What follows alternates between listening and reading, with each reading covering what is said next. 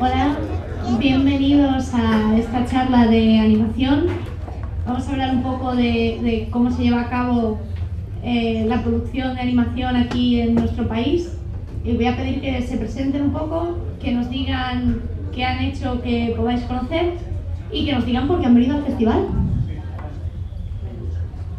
Hola. Bueno, buenas tardes. Mi nombre es Belli Ramírez, trabajo en producción de animación.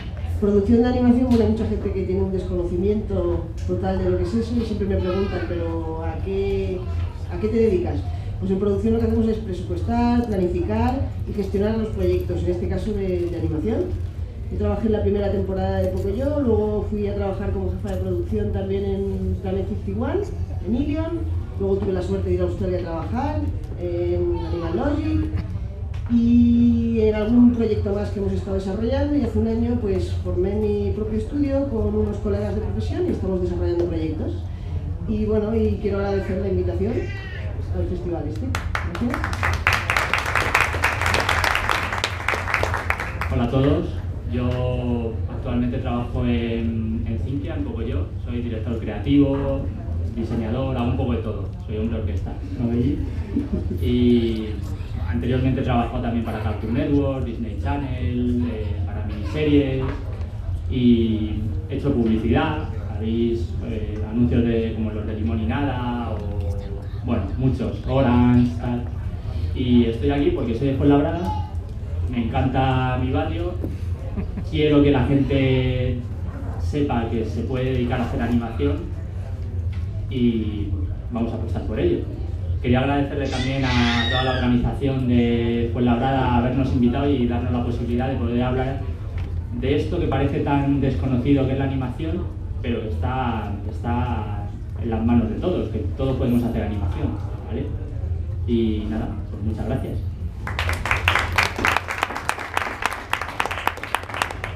Hola, me llamo Paco Sáez y bueno, yo al igual que mis compañeros también soy dibujante y bueno, he estado trabajando 3 años supervisando la story de Planet 51.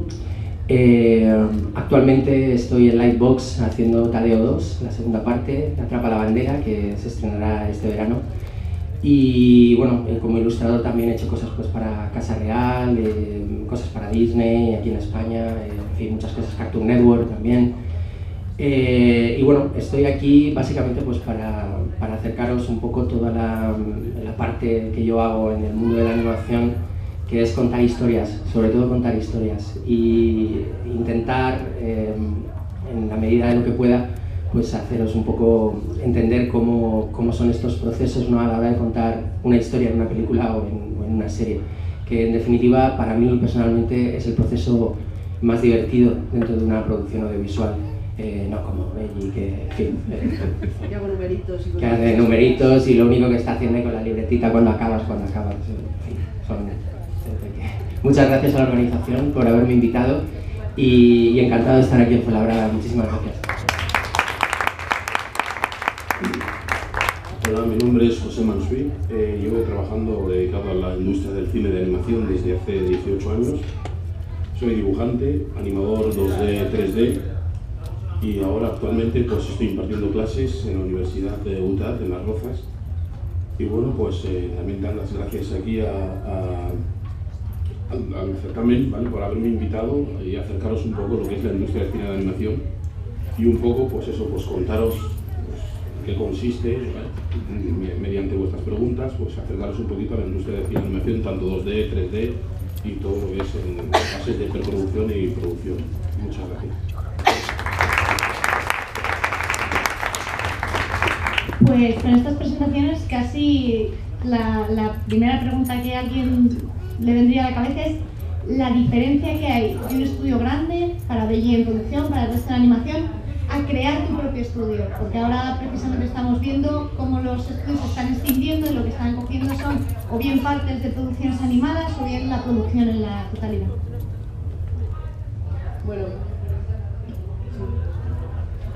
Bueno, la diferencia es enorme. Lo primero, que cuando se crea un pequeño estudio, muchas veces pues, se crea con financiación, simplemente con el dinero que están aportando los socios con muchos esfuerzos y tal, ¿vale? Entonces se trata de, al final es poner trabajo duro para poder sacar un proyecto adelante, ¿vale? Y bueno, pero bueno, es la única forma casi que tienes un poco de poder crear proyectos en los que crees y a veces trabajas en un proyecto de animación y es difícil que estés a gusto con todo, ¿no? Y sin embargo, si trabajas en tu propio proyecto, en tu propia empresa, pues bueno, de alguna forma pues estás creando algo tú, las decisiones las tomas tú, te equivoques o no. Y bueno, pero bueno, de las dos formas, vamos, yo he disfrutado tanto trabajando en grandes estudios como ahora mismo que estoy emprendiendo en un pequeño estudio. La verdad es que es interesante, ¿no? Creo que básicamente se diferencia en quién tiene el control sobre lo que se hace, básicamente, ¿no? En un estudio grande, yo hablo de Cintia, por ejemplo, tú tienes un punto de vista, pero al final siempre va a haber algo que te marque lo que tienes que hacer, o bien un anunciante, o bien un canal, o bien lo que sea. Sin embargo, tú con tu estudio pequeño eres como más versátil a la hora de crear. Es verdad que igual, pues si te dedicas a hacer publicidad, vas a tener a la agencia o... Nosotros, por ejemplo, en nuestro caso, nuestro objetivo, hemos subido un poco de dedicarnos a dar servicios de publicidad, lo hacemos muy puntualmente, pues para ganar algo de dinero, tener financiación para desarrollar nuestros propios proyectos. Pero el objetivo número uno es lo que nos motiva, después de estar trabajando durante como 20 años en animación, nos motiva a crear nuestros propios proyectos. Y es lo que estamos haciendo. Nuestro objetivo, crear proyectos propios donde nos sentamos a gusto y bueno, donde creamos que es algo, un entretenimiento que estamos generando para el público. Sí, bueno, a veces los grandes estudios lo que pasa es que tienen proyectos que tienen que funcionar a nivel global, a nivel de todo el mundo. Y entonces eso es un poco una presión añadida, porque la historia que estás contando pues sí que te sientes un poco más presionado, que funcione bien en todos los aspectos, ¿no? Cuando haces cosas más pequeñitas pues no tienes esa losa encima, que bueno, que la historia llegue a todos los públicos, que sea. Y por eso muchas veces cuando la gente me dice que cine comercial, pues no sé, películas como todo, no sé, Avatar, por ejemplo, ¿no?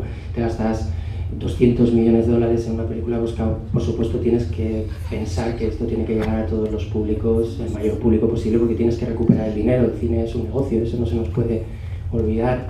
Y entonces cuando trabajas en un gran estudio, pues esta presión sí que la sientes trabajando.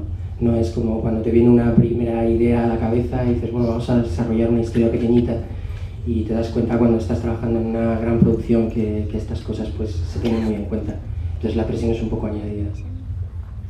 Yo creo que también es, como profesionales, a la hora de ejercer el trabajo también, no es lo mismo estudio pequeño, que tienes la libertad de movimiento, ¿no? Es como que te es más fácil acceder al departamento superior donde están los jefes del estudio, si tienes algún problema o un ajuste de horario. Entonces no te da tantos problemas como profesional. Sin embargo, un estudio grande, cuando ya tienes 300, 200 personas ahí trabajando, se entiende que no todo el mundo puede llegar y decir, oye, yo quiero entrar de tal a tal hora, yo quiero entrar de tal a tal. Entonces es un poco eso, ¿no? Está un poco más restringido. Aparte de eso, pues un estudio pequeño lo ves más como una familia, ¿no? Sin embargo, un estudio grande nunca llegas a conocer a todos los del departamento, no llega a crearse esa afinidad, ese cariño que se genera en un estudio pequeñillo, ¿no? Yo en el estudio donde empecé pues éramos 3 personas y pues de allí poco a poco pues fue creciendo, ¿no? Pero nunca pasaron de 10 personas. Sin embargo en Ilion, pues ¿cuántos llegaron a ser? Eran 200. Y yo no llegué. Lo bueno de un estudio grande es eso, ¿no? Llegar a conocer es decir, todos los departamentos, ¿no? Cuando estás en una fase de preproducción, pues solamente tocas ese departamento que te toca. Pero cuando estás en un estudio grande, pues aprendes de todos los demás departamentos y conoces un montón de profesionales, ¿no? Y eso es lo que enriquece en parte. Sí, no, creo que, bueno, ventajas y desventajas, vamos, lo que estábamos comentando en un equipo de 200 personas, pues normal para yo desde el punto de vista de producción. Si tiene que haber una gestión, tiene que haber control, no me gusta la palabra control, pero un seguimiento de todo lo que ocurre y tal, pues sí que hay que marcar unas normas donde todos las tenemos que seguir y todos somos conscientes cuando vamos a trabajar en un estudio grande que hay unas normas y las tienes que seguir. En un estudio más pequeñito, pues bueno, pues como todo es más cercano, la gestión puede ser más fácil, el seguimiento, no hace falta que sea tan absoluto de que tengas 2 plantas donde haya que gestionar a la gente, pues es todo como más ameno y más familiar, ¿no, señor Paco? Sí, no, me estaba acordando, Belli, ¿tú recuerdas cuando coincidimos en Cartoon Network la primera vez, por allá por el año 2002, puede ser? Belli se acercaba a mi mesa con una libretita. ¿Cuándo vas a acabar esto, Paco? Lo voy a acabar, yo creo que mañana, al día siguiente. Paco, hola. ¿Cuándo vas a acabar esto? Hoy no va a poder ser. Y entonces se calla y empieza... Ya. En ese momento hay un terremoto, un cataclismo mundial. Me tienen que llevar al hospital, me operan. Y cuando salgo del quirófano, Belli está con la libretita. Paco, ¿esto no era para hoy? Este es el trabajo que pasa muchas veces en los estudios un poquito grandes, que las de producción te llevan a... En fin, no puedes estar ahí un poco a tu bola. Pero no, a colación de lo que estabais hablando de los estudios cuando son más grandes también, a mí me está pasando ahora en Lightbox, por ejemplo, que cada mes entran 20 personas. Y al principio, pues bueno, te las llevaban a tu departamento, el supervisor de ese departamento donde entraban las personas iba por todo el estudio, las presentaba, encantado, pues bienvenido al estudio, tal. Y ahora es imposible porque están entrando a saco la gente y entonces vas al baño, vas por los pasillos y vas viendo gente que no has visto en tu vida y piensas, pero está trabajando aquí. O sea, no entiendo, yo pienso que muchas veces entra gente en prácticas de academias y está trabajando ahí y no se entera, ¿no? Pero bueno, me imagino que como tenemos acceso a la puerta, pues esto está todo controlado. Por ejemplo, en ese contexto de grandes producciones, Paco y Belli estuvieron juntos en Planet 51. Y Pepe también. ¿Y Pepe? Sí. Y yo les quería preguntar un poco por el idioma, por cómo fue una producción que os venía, la división del trabajo que se hizo, si estabais acostumbrados a esa división por haber hecho antes otras cosas en Ilion, que sabemos que es una de las productoras o la productora prácticamente más potente de España de animación. Entonces, ¿hubo alguna diferencia por ser algo de fuera, algo que rápidamente se tuvo que adaptar? O... Bueno, yo tuve la oportunidad de iniciar, yo nunca había trabajado en película de animación, fue mi primera película de animación donde ejercí como de jefa de producción en un proyecto de película de animación. Fue un reto y vamos, lo agradezco un montón que me hayan dado la oportunidad. La verdad, como realmente toda la producción se hacía en casa, no estaba dividido el trabajo como cuando había coproducción, pero para algo muy minoritario, creo que la parte al final de que ellos ponían igual voces de casting o algo así, ¿no? Lo que eran los americanos y tal, casting y algo de audio. Pero todo lo demás es en la casa, o sea que estábamos las 200 personas, o sea que la división del trabajo no existe una división como ocurre en coproducciones, que la animación se puede hacer en China. Otra parte del proyecto, la preproducción en Francia, porque su coproductor es francés y tal. Nosotros lo hicimos todo en casa, o sea que era como... ¿Vale? El reparto de tareas y tal, los departamentos, todos, como decía Pepe, pues estábamos todos uno al ladito del otro, en zonas, en espacios, y nos conocíamos todos y estábamos todos trabajando ahí, o sea que eso facilita el trabajo a nivel de producción, es más fácil que esté todo en un mismo ámbito y se pueda trabajar mejor. Y a nivel de animación, el tener que cuadrar a lo mejor diseños para un target que no es el español o tener que adaptar los movimientos a un idioma que a lo mejor te tiene que cuadrar casi más con ellos que con el tuyo, ¿cómo se desarrolla? Me vas a permitir que entre en esta pregunta, porque lo que estamos haciendo ahora en Cintia, con un poco yo, sí que se adapta más a esta pregunta. Es exportar, lo que estamos haciendo ahora es una serie de unidades didácticas para Estados Unidos.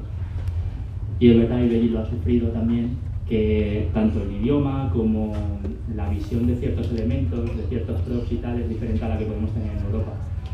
Entonces eso nos supone, por un lado, muchos problemas, nos suponía, porque Belli se fue en un intervalo yo he seguido, y es verdad que hemos tenido muchas guerras con ellos, porque, a ver, nosotros también intentamos lo que nosotros intentamos preservar es nuestra marca, nuestro poco yo. Intentamos que, pues eso, ellos nos mandan la información de las unidades didácticas que quieren, pero nosotros esa información la tenemos que traspasar, digamos, al mundo Pocoyo.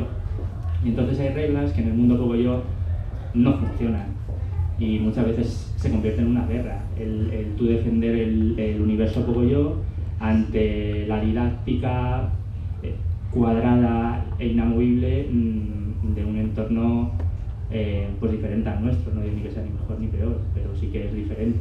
Las traducciones, por ejemplo, no sé si habría algún tipo de lucha, pero a mí me llamó mucho la atención cuando lo vi. Pato, que se quedó con Pato. Pato se quedó con Pato, sí.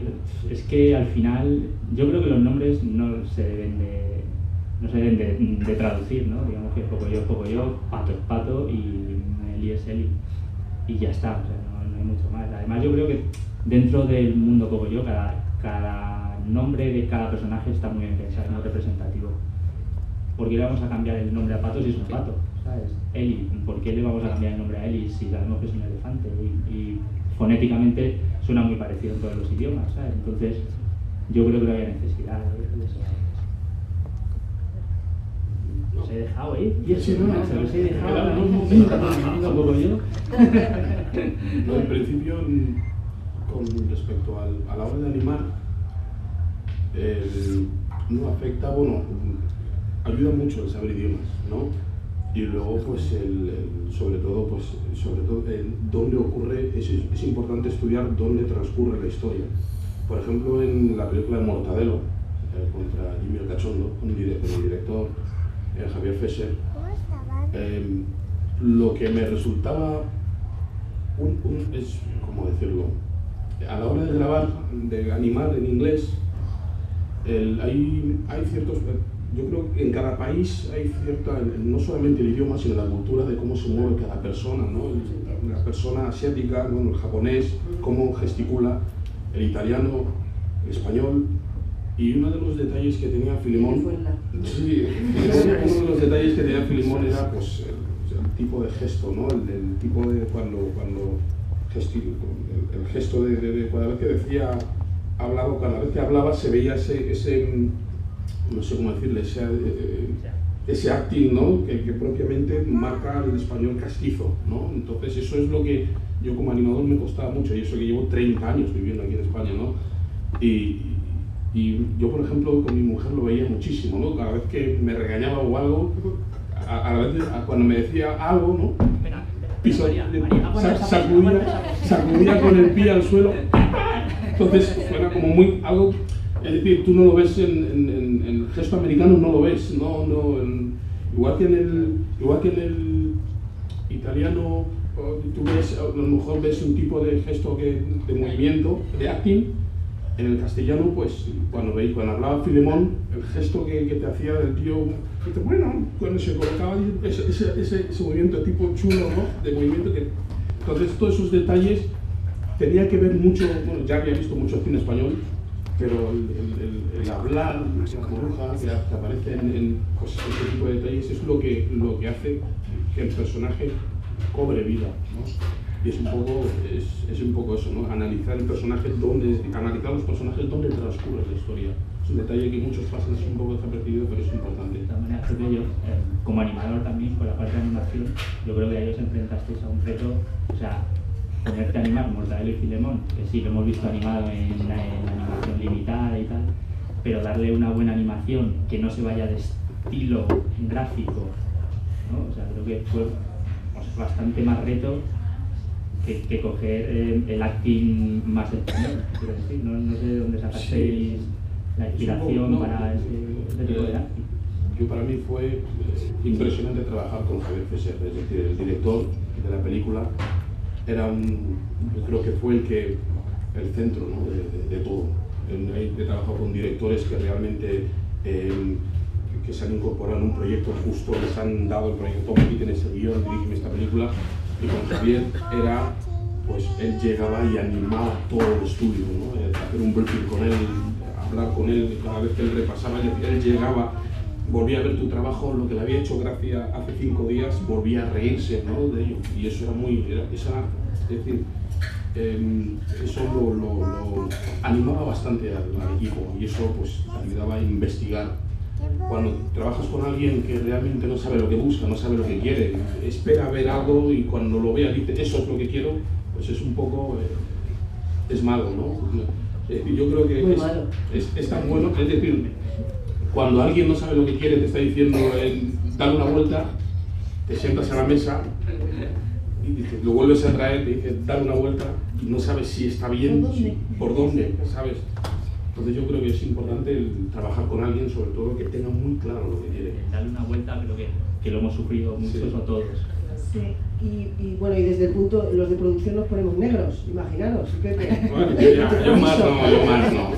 Pero lo bueno es eso, no hay nada mejor en un proyecto y como todo va fluido y tal, cuando hay un buen director que tiene las ideas muy claras, que es eso, va a una revisión, ve algo y dice cámbiame esto, esto y esto. Encima felicita a la persona por el trabajo que ha hecho, has hecho muy buen trabajo y tal, pero por favor retócame esto y esto y esto. La persona se va súper encantada a su sitio, hace esos cambios que tiene que hacer y lo presenta al día siguiente con ilusión. Cuando te enfrentas a un director o a un creativo que te está dando indicaciones, que no lo tiene claro y te dice esto de aquí hazlo que mole, lo que estaban diciendo, ¿no? Pues no va a ningún sitio. Se pierden tiempos, se pierde mucho el tiempo, se pierde el dinero en producción, porque no sabes algo que igual tenías 5 días para hacer una tarea que le habías puesto a un artista, pues ahora resulta que son 10 días más que se le pueden añadir porque un director no tiene las ideas claras. Entonces, y así hay muchos directores con las ideas poco claras, que molaría que empezaran a surgir y empezase a ver gente, pues no sé. Pero bueno, yo creo que son artistas y yo creo que eso va a cambiar poco, ¿no? Sí, a colación de lo que dice Belli, yo trabajo también haciendo stories para películas de imagen real con actores y son dos mundos completamente diferentes porque el director de imagen real, cuando trabajo con ellos, saben antes de nada lo que quieren contar y cómo lo quieren contar. Pero aunque sean proyectos muy pequeños, de bajo presupuesto, que prácticamente no hay dinero, lo primero que se reúnen contigo y te dicen quiero contar esto, esto y esto, este personaje es tal, empiezan con la psicología de los personajes, con todo. En animación todo es tedioso, todo es... Cuando ves a animadores, a directores de animación que te empiezan a contar su película, su corto y empiezan a pensar con qué software van a animar los pelos, si va a tener texturas, y la historia dónde está. Entonces, bueno, te pones a mirar en la historia del cine español de animación y, bueno, sacas 2 o 3 títulos que merecen la pena, ¿no? Realmente el director de animación es alguien que se ha reciclado de cualquier departamento de animación y quiere contar una historia, pero no sabe que contar una historia es, antes que nada, hacer un buen guión con un buen guionista, y cuando te sientes con según qué personas de cada departamento, ante todo, tienes que contarle tu historia, lo que quieres contar, no qué programa va a moverme los pelos, o sea, no quiero saber nada de esto.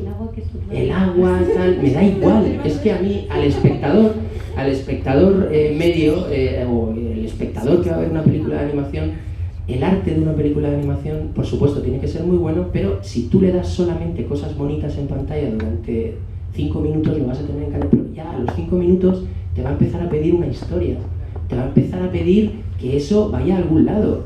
Y a mí que este micrófono en animación lleve la textura de la telita esta súper bien y que se vea en pantalla, es que a mí eso me la trae al pario, o sea... De hecho, muchas veces, si se ve tan bien, creo que puede despistarte, que es otra de las grandes preguntas. ¿Hasta qué punto ha sido positivo que todos los programas hayan avanzado para recrear todas las texturas? ¿No es mucho mejor? Me estaba viniendo a la cabeza un vídeo de Walt Disney en el que salían en uno de sus programas, él tenía programas en Estados Unidos, y en uno de sus programas salían 6 artistas pintando un árbol con poco, pero tú lo veías y era impactante. Yo creo que todo animador ha visto ese vídeo. ¿Hasta qué punto es positivo para la industria que se puedan reflejar todas las texturas? ¿Se termina perdiendo historia por fijarse en que los reflejos coincidan? Yo opino como Paco, o sea, es que a mí no me parece importante la textura, la fluidez del agua, no me parece importante a no ser que lleve un peso importante dentro de la historia. Si estamos buscando un detalle en una textura, que al final ese detalle en la textura te vaya a llevar un desenlace hiper importante en la película, en este caso sí, pero si no, ¿por qué es importante la textura de una ropa? si la historia no es consistente, no... Sí, bueno, la historia es la base de todo, ¿no? Yo pongo muchas veces muchos ejemplos con esto, ¿no? Y es que si tú tienes un buen guión y un buen storyboard, que es, digamos, el esqueleto de por ejemplo, una persona, ¿no? Si no tiene un buen esqueleto, tú, por muy bonita piel que esa persona tenga, por mucha ropa de Armani que lleve, la vas a ver y va a estar siempre cojeando, va a estar mal, vas a decir, el cuerpo de esta persona hay algo que falla, ¿no? O tiene un problema en la cadera, tiene tal... Pues todo esto se refleja en una película igualmente, son capas. Y por supuesto que es importante que una película sea bonita. Yo cuando veo la imagen final de una peli, un buen lighting, un buen texturizado, tal, pero es digamos, una calidad que ya tienes que dar en las películas. Entonces, si la historia es buena, te ayuda a meterte en el mundo, una buena iluminación, si hay penumbras, si hay todo esto, ya el director también lo dice en fase de arte, antes de meterse en animación. Pero claro que es importante, pero si el esqueleto no es bueno, la película va a cojear por todos sitios y el espectador está ya muy acostumbrado a ver cine, a ver imágenes impactantes, y lo único que te pide cuando va al cine es una buena historia, porque está pagando una entrada y se va a sentar durante hora y media, 2 horas delante de una pantalla a olvidarse de sus problemas. Entonces hay que tener un respeto con la audiencia de una serie o con el espectador medio de una película. Hay que tener un gran respeto, y ese respeto empieza por un guión. Lo hablábamos otro día, Paco, ¿no? Tú y yo, el rollo del decir una película técnicamente es maravillosa. Sí, sí. Faltaría más. Claro, sales del cine diciendo esta película, ¿qué te ha parecido?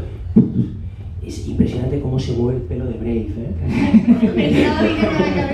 Es increíble. La diferencia que hubo entre... Porque el pelo realmente se hizo famoso con Monstruos S.A., sí, pero ahí tenía un contexto, y era hacer a Scully de una determinada manera, era que en Brave realmente el personaje, al no ser redondo, no llega un momento en el que te importa más la madre con el pelo recogido que Brave con el pelo suelto. Bueno, pero yo creo que también es importante que estudios como Pixar, que llevan 20 años dando caña, yo creo que lo que hacen ellos en sus películas, aparte de contarlas muy bien las historias, desde mi punto de vista cuentan muy bien las historias, ¿no? Que también lo que intentan son retos también técnicos que se ponen, y eso es bueno. En España hay empresas que empezaron hace 20 años y se han quedado ahí estancadas, que aparte de contar bien historias, que mola que la técnica se aplique en el pelo de Brave y tal, pues coño, nunca habían visto un pelazo como ese, ¿no? Entonces, pero es un reto, y yo creo que a la gente, tanto que hay artistas y creativos en una película, en un proyecto de animación, hay técnicos, entonces todos necesitan sus retos y todos necesitan, pues, aportar. Y creo que también es bueno. Y bueno, yo desde el punto de vista de producción creo que, bueno, en un proyecto tiene que estar... Se llega a tiempo, pero para llegar a tiempos hay muchas cosas que hay que tener en cuenta, todo tiene que estar un poco equilibrado. Una meta creativa que esté equilibrada con el presupuesto, con la técnica, con el talento que hay, son muchas cosas, muchos factores que tener en cuenta. Sí, Pixar además lo tiene muy claro ya desde el guión, lo que sí, pero un poco. Pixar, tenemos todos muchos amigos trabajando fuera de Pixar, tenemos varios amigos animadores trabajando allí, entonces ya los procesos los conoces más de primera mano, no es lo que estás leyendo en el libro.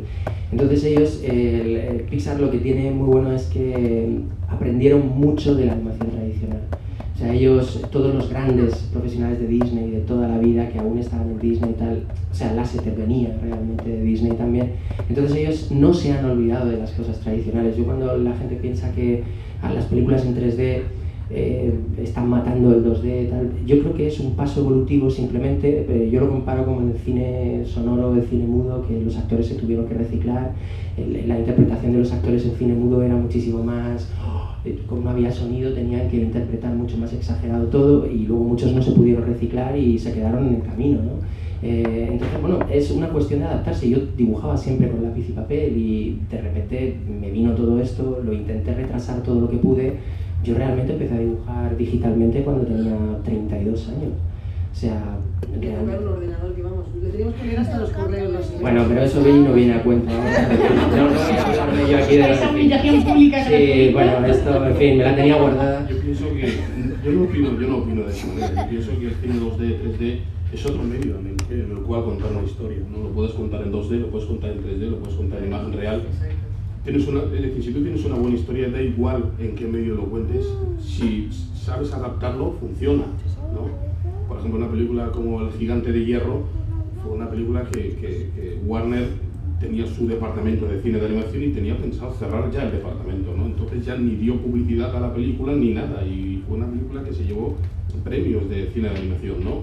Entonces automáticamente está Brad Bird, era el director de la película, y cuando vio que Warner no quiso ni molestarse en promocionar la película, dijo, bueno, cerramos ya el departamento y tal, y cuando ya vio que empezó a ganar premios es cuando ya se interesó en querer continuar, ¿no? Ya Brad Bird se fue de allí, fue director también de Los Increíbles, y es eso, ¿no? Yo pienso que hay proyectos, argumentos, que si una película, un proyecto, si es una buena historia, el medio en el que lo cuentes con un buen director, yo creo que Toy Story hubiera funcionado igual en 3D.